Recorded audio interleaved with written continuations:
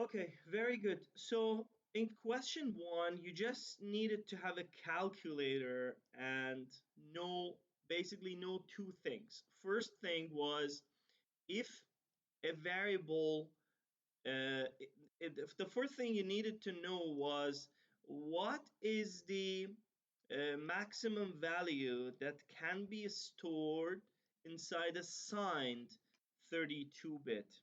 So if I want to review just a little bit of refresh our memory, which is good, and sometimes I know sometimes it can get complicated, but if I want to just show you how we did this, it was easy. So we said that if I have an 8-bit, I'm starting from 8 so that we know what will be for 32-bit. Uh, so we said that if I have an 8-bit integer, wait a second, need to open up some white space. Today I'll be using this. Okay, so with 8 bits, we said that we basically have 8 containers that each can store either 0 or 1. And with that in mind, we said how many different uh, how many different combination of zeros and ones we can have here, and that's obviously 2 to the power of 8 or 256 different permutations of zeros and ones or combinations of zeros and ones. So different types of data in general I can keep in an 8-bit container or a byte. We said that okay, this is just 256 types. Now, if it was supposed to store an integer, so if I wanted to say, okay, now this data with zeros and ones that I am putting here, if I want to assume they are representing numerical values, integers, numerical integer values, I could say I could treat this in two different ways. Basically, I could say, okay, I'm gonna represent only positive values, or I'm gonna represent positive and negative values using the exact same representation and the container that I have. Does this make sense so far?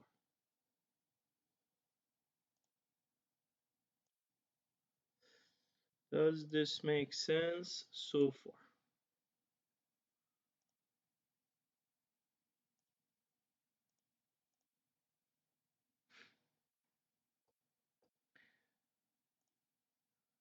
Okay.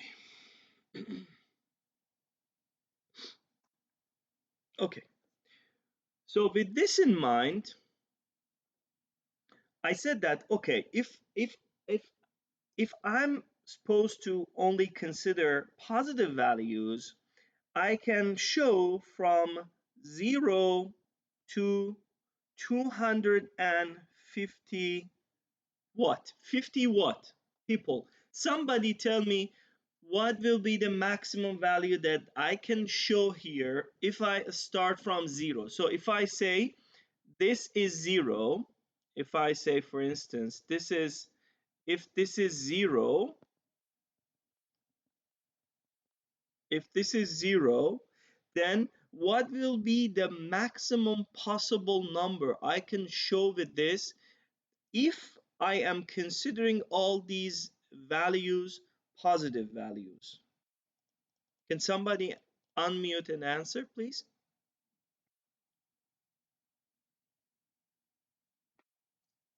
It doesn't matter if your answer is wrong, just need an answer. So what I'm literally asking is that what is the value of this guy?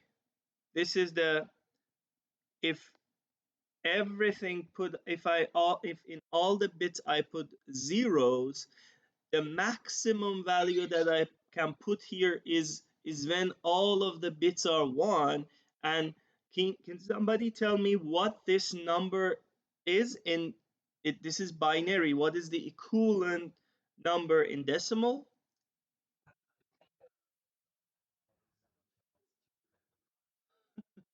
That's why. Please unmute yourself. I don't check chat, but yeah, that's 255. So please, somebody, if somebody didn't unmute and posted on chat, somebody else please unmute and let me know. That's true. So we can, this is 255. So you notice that from 0 to 255, it is 256 different combinations. That's what we said up there, right? Now, if I want to consider positive and negative values, I have to have a standard. I have to have a uh, some some some way of showing these negative numbers. And by convention, this is what people have done. By convention, they have considered, so by convention, we basically consider this bit a sign bit. So we don't consider this MSB, they call it most significant bit. We don't consider this an a value bit. We consider that a sign bit. And by convention, if this bit is 1, then this number is negative. If this number is 0, then this number is positive. And we said that by doing that, we know that now if this is 0, how many different combinations I can have here? That is 200 and, okay, let me ask again. I want somebody to answer. If we consider one of the bits a sign bit, I will end up with 7 in total. I will end up with 7 digits. How many different positive values now I can put? How many different combinations I can put in 7 bits? Can somebody answer, please? In total, how many different combination or permutations of those zeros and ones I can put in these using these 7 bits available to me?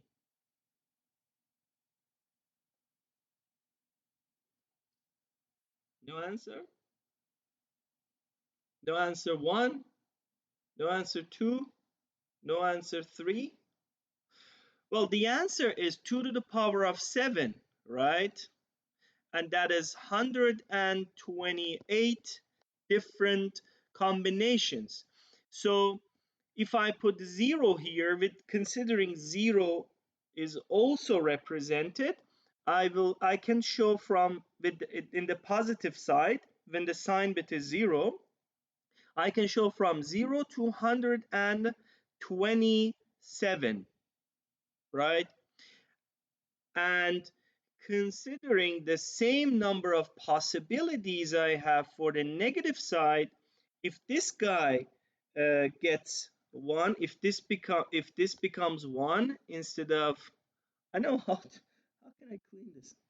Okay, consider now this to be 1, and considering that if it is 1, I can still have 128 possibilities for this. That means I can have from minus 128 to minus 1. This is the range that I can show for the negative side when the sign bit is 1. And this is the number I can show when the sign bit is 0. Why it is 127? and the other one is 128?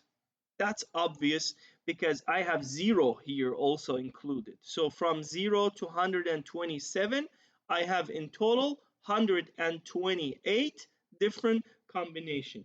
Does this make sense until here? Okay. Does this make sense until here? Yes or no?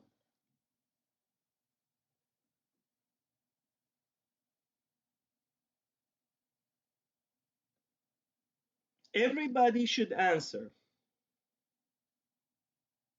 This is the most fundamental thing that a programmer should know about in about types basically, and the range that each of these support, especially if you're coding in C or C++, which you will.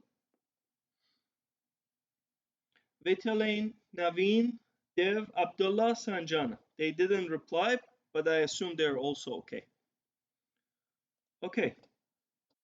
So now another thing. So this was one important thing I just wanted to review. Another important thing was how to now when I know if I put 1 here, this will represent the whole thing will represent a negative value. But what is like how do I know what this number represents? Now if I put, for instance, if I put uh, if I put let's go here,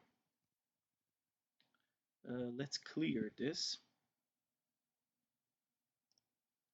uh, clear all, and I'm gonna do this again. 1, 2, 3, 4, 5, 6, 7, and 8. And we said that now I am putting here, I'm putting 1 here so that I know this is a negative value.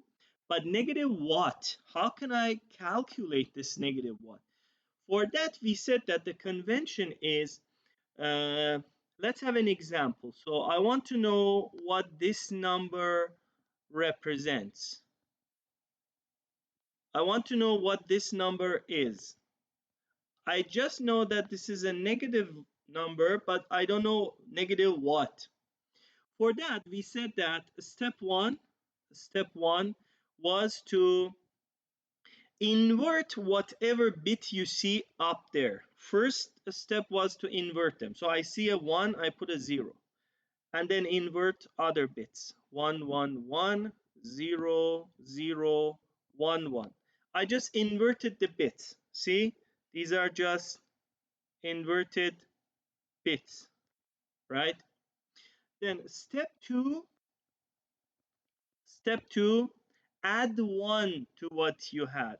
So if I add a 1 to this guy, I will end up having 0 with a carry here, another 0 with a carry here, 1, 0, 1, 1, 1, 0. And if I put it in my calculator now, it will tell me, if I put the calculator in the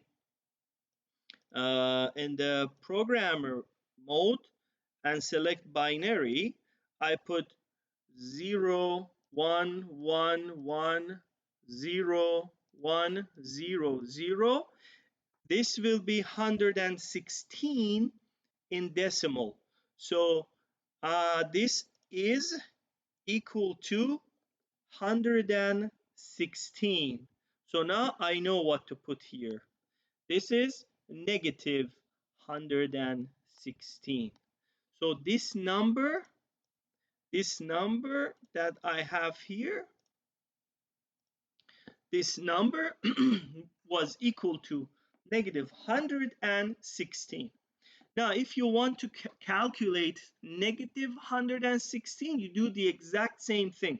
You do step 1, invert all the bits from here, invert all the bits and add 1. So doesn't matter. It's not like if I'm changing positive to negative, I need to negate or like do subtraction, or it's not like that. The steps are same, regardless of converting positive to negative or negative to positive. And this is the twos complement, the standard mode. Your computer uses this. All the machines use twos complement for negative and positive numbers. This is the standard protocol. In this protocol, regardless of converting positive to negative or negative to positive, you just do it in two steps. Step one, convert the bits. Step two, add one to whatever you have, you have there, and that will be the equivalent. Are we okay with this? Are we okay with what I just said?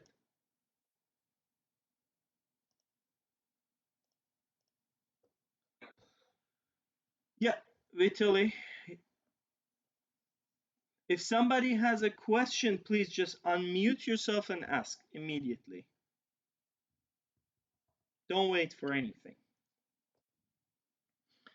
Okay, now that we just reviewed these things, I'm gonna clear this.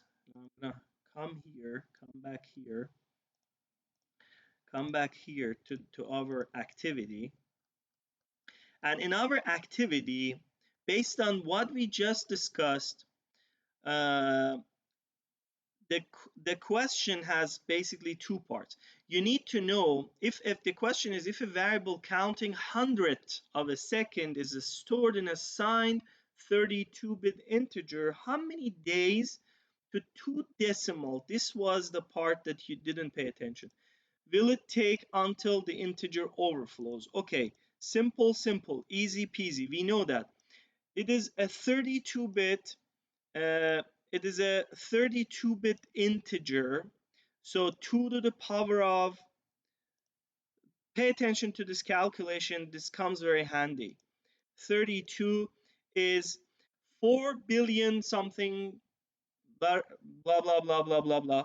This number is the total possibilities that I can have with 32-bit container. But if it is signed, I have to divide it by 2 because half of it will be spent for negative values and half of it will be spent for positive integers. So I'm just dividing this by 2, right? Divide this by 2. And since we know that in the positive part, we also have 0 included in that, so that means I have to subtract this. I have to say this minus 1, and this is the total number when this 32-bit reaches to 0 as an MSB and 31 ones. All bits except for the MSB, which is a sign bit, all bits are 1. Now, if this is now I don't even need to memorize anything. It's just how you calculate it. You know the number of bits, you have a calculator. 2 to the power of that number of bits is the total value, total possibilities that you can have. If the question is about signed integer, you have to divide that by 2. And if you want to calculate the maximum, because we know in the positive part the 0 is also included, you have to subtract that by 1. And that's the number of max, basically. Int max for a 32-bit integer or signed integer. If they don't say signed, if people say just int, that means it's signed. And this is the total number. Now, this is calculating hundredths of a second. It means every hundredth of a second, this register, this byte will be incremented by 1. So every time this will be incremented by 1. Uh, and if that is the case, it means if I divide this by 100, now this will be the number of seconds that I can count. Now I divide this by 60. Now this is the number of minutes that I can count. Divide by 60, the number of hours I can count if I have such a container. And if I divide that by 24, that will be total number of days. So if you just started now, if you have such a container, if you start now and you keep incrementing that by one every hundredths of a second, 248.55 days from now, because we said up to 2 decimal points.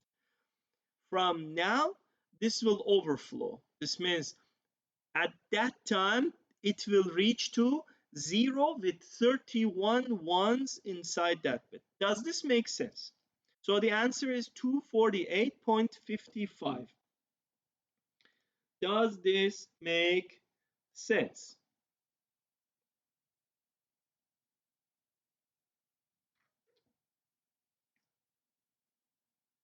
Himanshi, no. What is your question? You said no. Then let me know what is no so that I can explain. Can you unmute yourself and ask your question? Uh, type. Okay, type. You don't have a mic.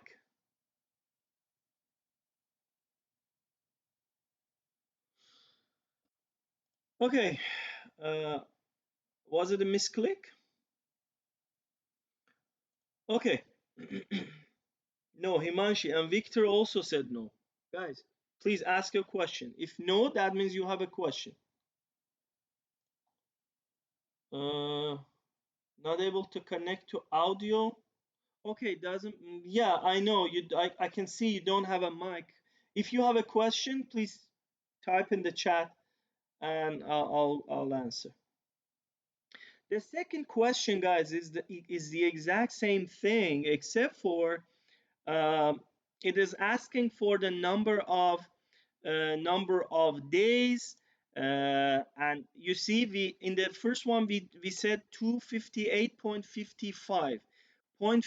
It is in days, but we wanted you to convert this to days and then hours and then minutes and then seconds and hundreds of seconds. Many people got this wrong, like 95% of the class got this wrong. So this is for the days. Now we know this is 248 days, right? Now that I write 248 here, I just need to subtract it. Let me put it here. 248 subtracted. This is the now. This is 0.55 something days again. To convert that to hours, I should multiply that by 24, right? 24. And now that is 248 days and 13 hours. Now take hours away. Now this is hours. To convert that to minutes, I need to multiply that by 60, again 13. So the third column will be 13 minutes. Now take minutes out. This is seconds. Sorry, this is still minutes. To convert that to seconds, you multiply that by 60, and this becomes seconds, 56 seconds. Take 56 seconds out. This is hundreds of seconds. So multiply by 100, that will be 47 hundredths of second. That was easy. 248, 13, 13, 56 something, and 47. Many people got it wrong. Okay. Questions? No. So now that we reviewed things, you can easily answer this question. What is the maximum and minimum numbers that we can store in a 16-bit signed integer, right? So maximum, it's signed, maximum, minimum. So first, 2 to the power of 16. 2 to the power of 16 is this, divided by 2. This is 32,768. This is the negative part of it. And like this is, if you want to write it here, the answer will be this. Negative, negative, this guy. And for the, sorry, maximum. This is maximum. So it goes to the minimum part. What just happened? Oh. Okay, just go to the minimum part, paste it here. For the maximum, since we know 0, again, I'm repeating again, we said that 0 is also included in the positive part. You have to subtract it by 1, and this is the maximum value that it can contain. No need to memorize anything, just learn how we are calculating this, and that will save you a lot of time. Are we good now so far? No question, no question. Question 4.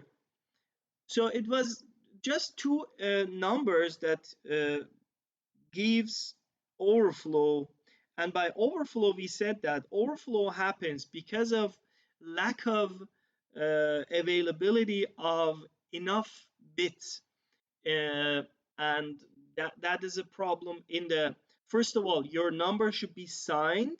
In signed numbers we have overflow. uh, in signed and unsigned, both of them can result in overflow because of having not enough bits.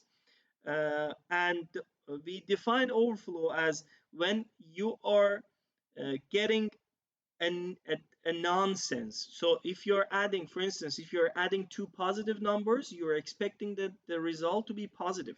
If you're getting a negative result, that's an overflow. And it happens because of not having enough bits to store that carry that at the end goes to the, like, if it comes in to the MSB and doesn't go out, or if it just doesn't come in but something goes out from MSB. These are the cases that you can detect overflow. Or you are subtracting two negative values and the result is positive. You know that if you're subtracting two values, that shouldn't happen. How do we know? Just easy peasy. Look at this. Look at my calculator. If let's talk 8 bits. Simple. Sorry, 16 bits. It says 16 bits. Okay, 16 bits. Let's talk 16 bits. In 16 bits, uh, we know that we can store up to 32,000 something, 32, 7, blah, blah, blah, blah. So look at this. I want to show you how to find two numbers. We gave you the code and everything, but that you didn't even need that. Just a calculator would be enough. If you if you really grasp the concept, this would be like this.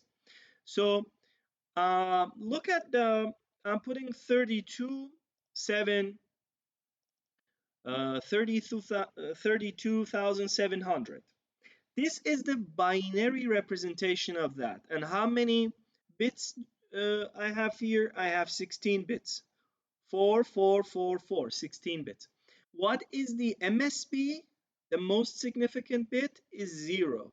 It means that this number is a positive value, right? We know it's positive. Now, I'm going to add this with 20.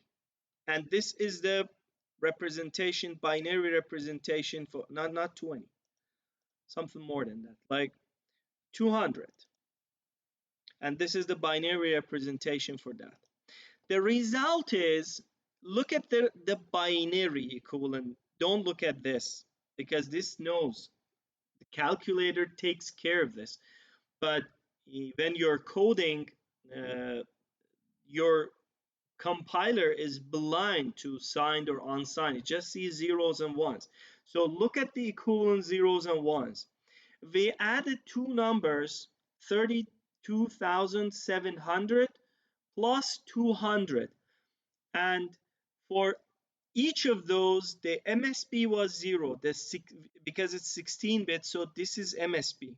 But the result you see here, if you look at just this value, is it a positive value or a negative value? I'm gonna put a poll on that. Is this positive, or is this number that you see right now on my calculator, is this a positive value or a negative value, considering that this is a 16-bit value? Please answer this question, guys. It's easy. If you just paid attention to what we discussed,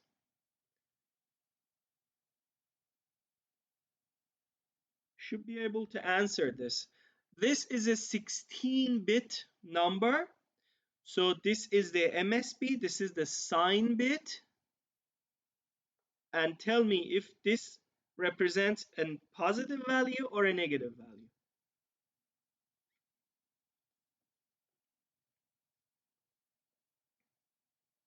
Gormahak, Sanjana, thank you. I need two more, Abdullah and Sanjana.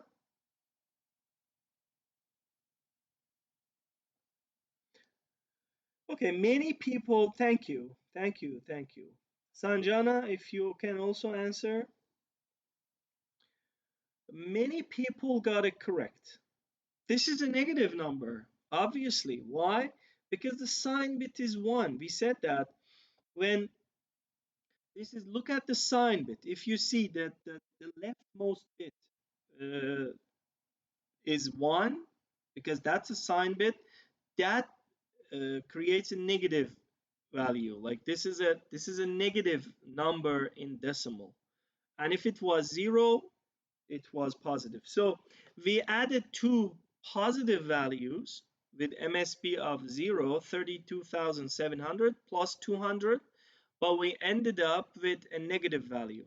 That means these two numbers could be an example of overflow here. And for this one, now two negative values. Now consider these.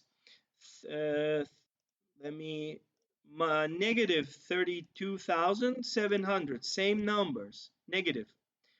Sorry, it's positive. No, yeah, negative 32,700.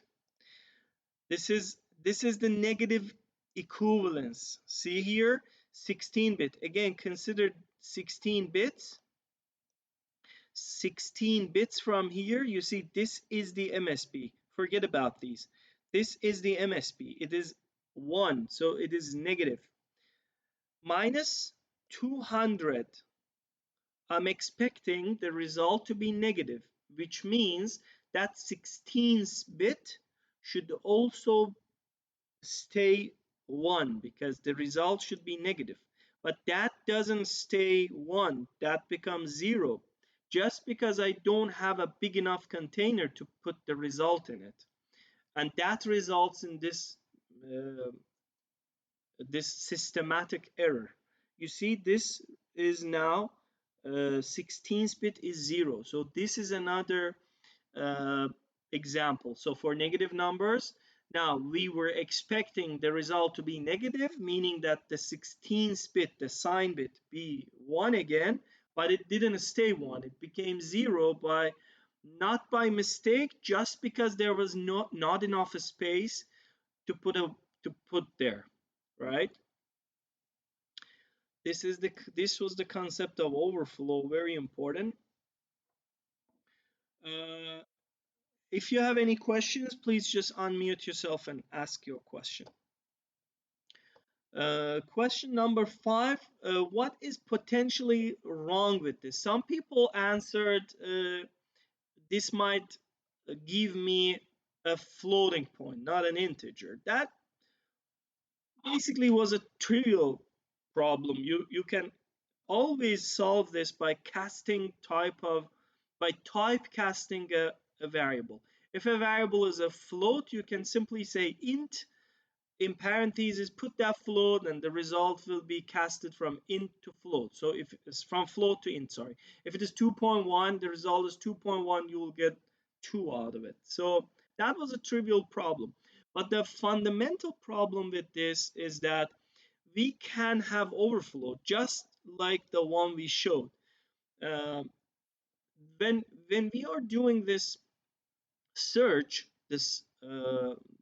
basically this kind of quick search, when we are calculating midpoint every time and comparing the number that we are looking for with the minimum and maximum of um, that period that we have, uh, this results in a faster way of finding a number in an array, right? We could, like, one thing that is very rudimental that comes to mind is that, okay, I'm going to look for it one by one, starting from the first bit, and then one day I will find it. Yeah, fair enough, fine, you will find it, but it's going to take a long time. And if your array is a large array, this wouldn't work. So the technique showed in video, and also we explained in our slides, was that, okay, now you sort this data, you sort it from minimum to maximum, and then do this kind of search where every time you find you first compare whatever number you're looking for with the maximum and minimum number of those arrays, and then look at the difference. If it is closer, if that number is closer to the maximum, then go ahead and say, okay, now I'm gonna shrink this. Yeah, maybe I can draw it here better. Okay, so for instance, let's say I'm searching from I have 0 to 240 40 numbers sorted here. So 240 numbers I have. So let's say the number that I'm looking for is somewhere here, and it is like 180, for example. Okay, I'm looking for 180. So first I compare this 180 with the minimum and maximum. I see that this 180 is closer to the maximum. So the next thing I do is, okay, I'm gonna uh, find the mid and forget about this part, and I'm gonna do this 240, and mid will be 120, and the number that I was looking for was here,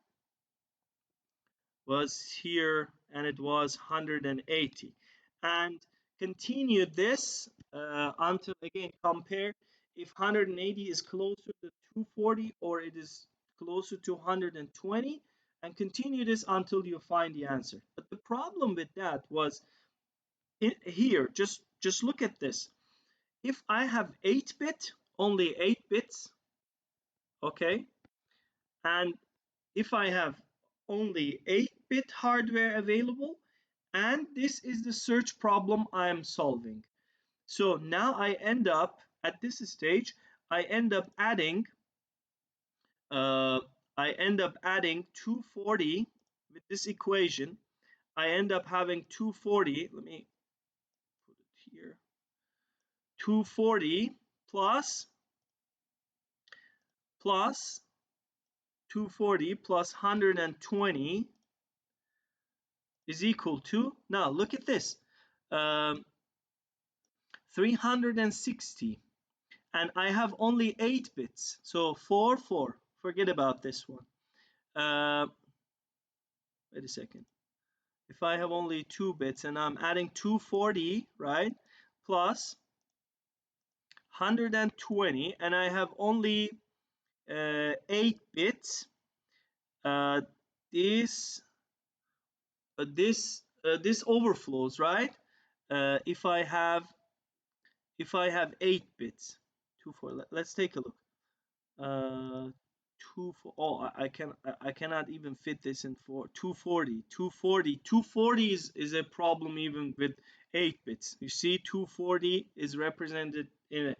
So you get what I'm saying, right? If the numbers are large, if the numbers are if the result will be more than max that you can keep and all those things, you will face the overflow problem. To avoid that overflow problem, one solution could be, nobody said this, but this could be one solution. So instead of doing low plus high, instead of doing this addition first and then divide that by 2, we could simply divide these by 2, and this way we could decrease the range of these numbers.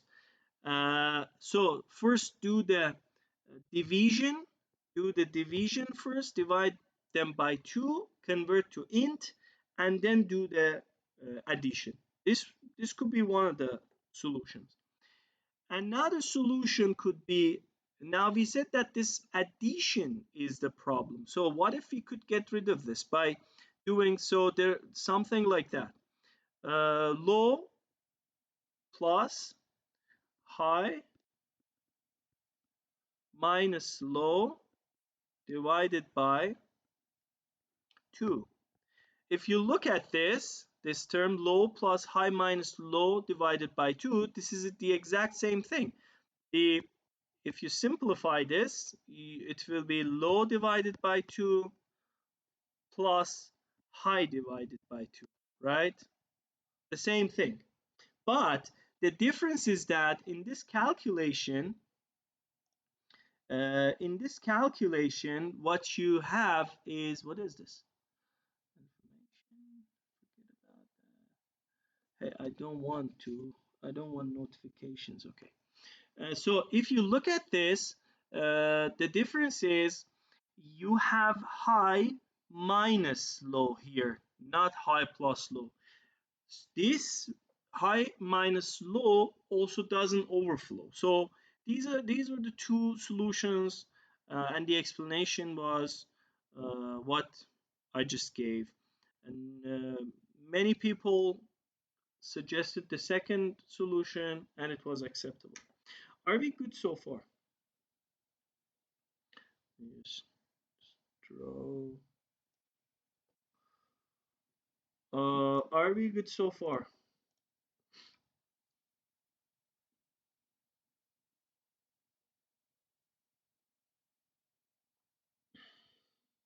Okay.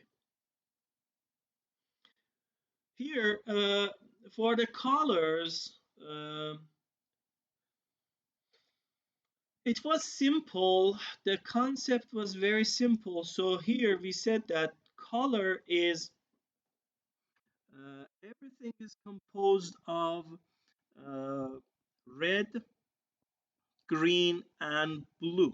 We can create every single color just by combining different intensities of, or different concentration, if it is a real color you're working, or different intensities of these colors, different portions of these colors, and mix it. Every color can be created, and for this we used an 8-bit division. So we said that we can have from 0 to 255 for each of these, red, green, or blue. So you can say I don't want any red, so I put 0 there. I want full green, that is 255 in decimal, obviously, and I want 120 blue. I want to add 120 parts of my blue color to 255 parts of my green color. I want to know what the color of the mixture will be. That in MS Word we said that we suggested a way. We said that okay, now MS Word will do that for you. So you just need to select this column thingy here, go to custom. You can either convert decimal to hex, and for hex we basically just put the hex equivalent of these binary numbers. So I said, okay, now I don't want any red. I put 0 here. I want 255 full green, and I want 120 from this green, from the blue color. So the result will be this. And for these numbers, you could easily put them there, easily say, okay, let's do one of them, and the rest is just similar to what we do.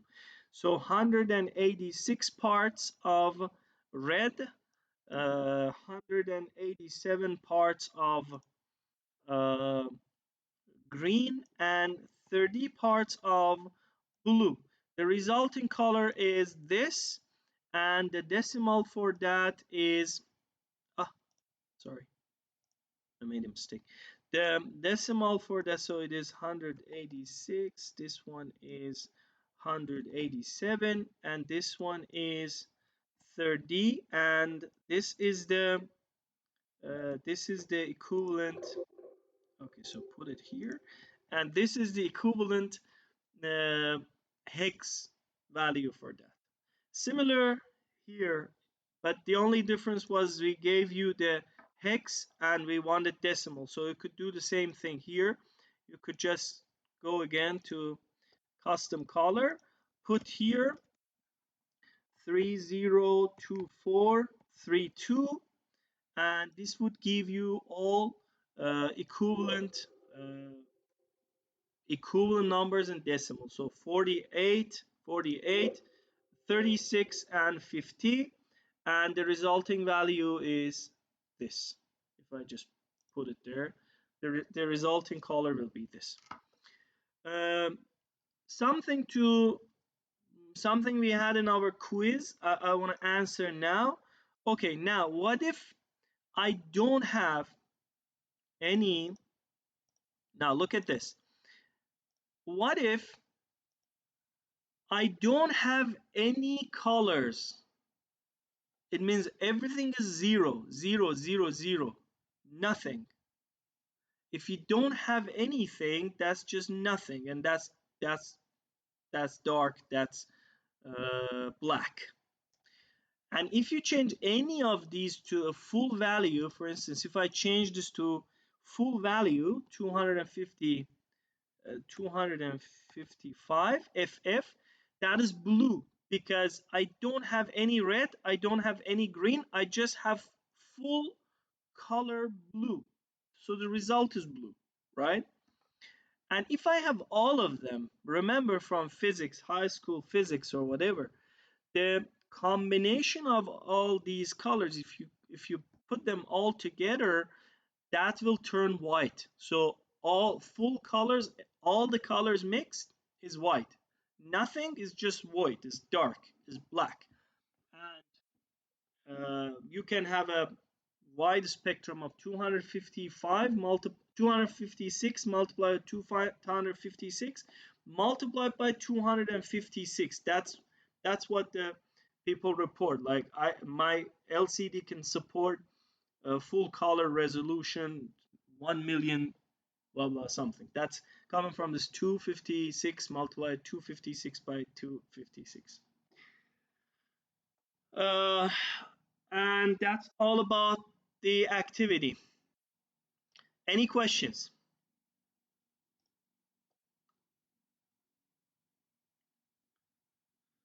Now that you don't have any questions, I'm gonna close this and close this, and just go to the quiz questions. Question 1 was C has both. We know that C# and Java do not support They do not have unsigned integer data types. Why? Because we saw what happens when your programming language both supports signed and unsigned. We could see all those type of uh, unprecedented results that I showed you last week. Some codes you were really expecting -1 not to be equal to 4 billion something, but in reality it was, because one of them was signed, the other one was unsigned. Overflow, things like this. So they decided basically support only one type. From C to C sharp and Java, which developed in the 90s, it was an oversight to this, so they didn't put it there. Hexadecimal values are in base hexadecimal, we said are base 16. So we said binary base 2, octal base 8, decimal base 10, and hexadecimal base 16. Match the number of bits. So a data type, if a data type is just 1 bit, you call it a binary digit or a bit, just bit. If it is 8, we call that a byte. A byte consists of 8 bits. If it is 16 bits, we call that a short. And if it is 32 bits, we call that a long. If it is 64 bits, it's long. We had that in slides, and we talked about that. This one also you had in the slides. I didn't cover because I thought it's easy peasy. So starting from the biggest to the smallest. Let's first find the smallest. The smallest will be 6. So kilo, we have kilobyte, and then we have megabyte, and then we have gigabyte, right? And then after gigabyte we have terabyte. We have petabyte, and we have exabyte. So this is the order. If we want to match, so now this is void of colors. Can somebody tell me what color this is?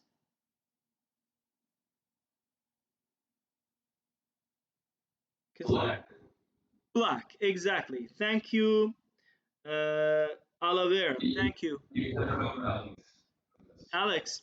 Thank you. Much Yes. easier. Thank you, Alex. How about this one? 00FF00. How do I even know? Just not testing. Just off the top of your whatever. 00FF00. Somebody. We know that third and fourth digits of letters Uh-huh. represents green, Exactly.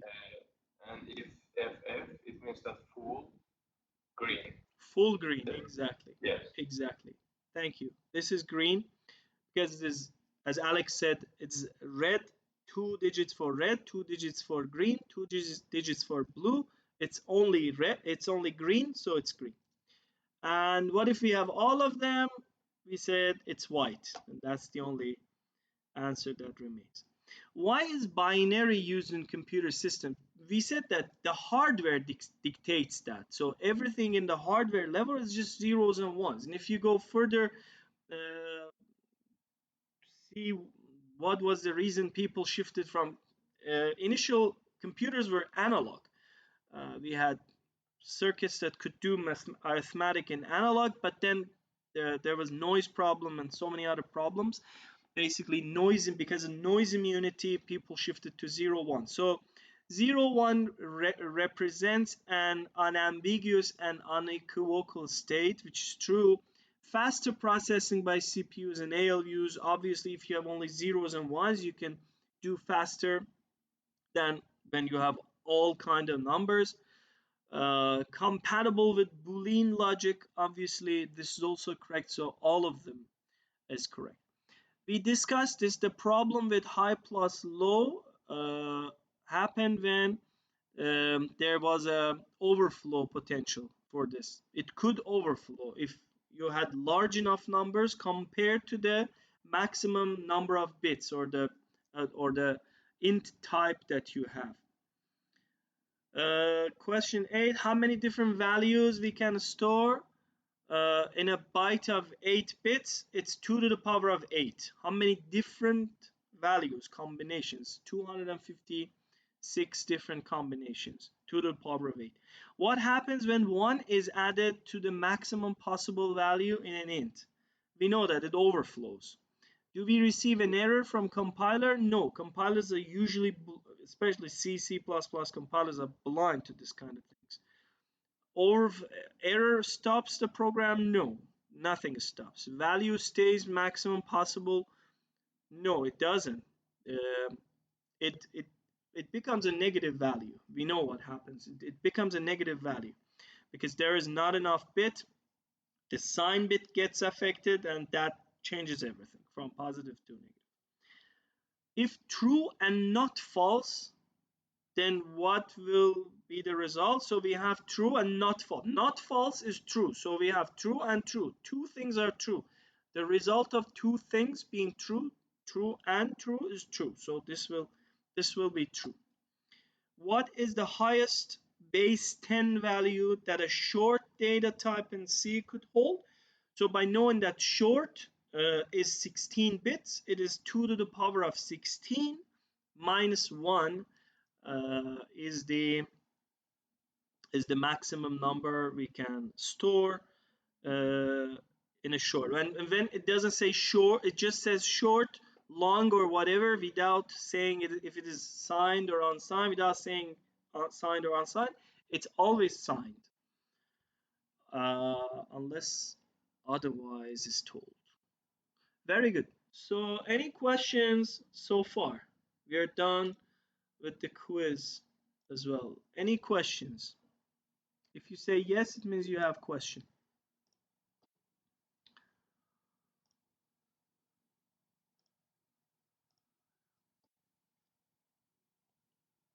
Sanjana, what's your question? Sir, actually, What is, in my workshop, I have just done like 248 days and done the calculation based on that, and that is wrong, right? yeah, that's wrong.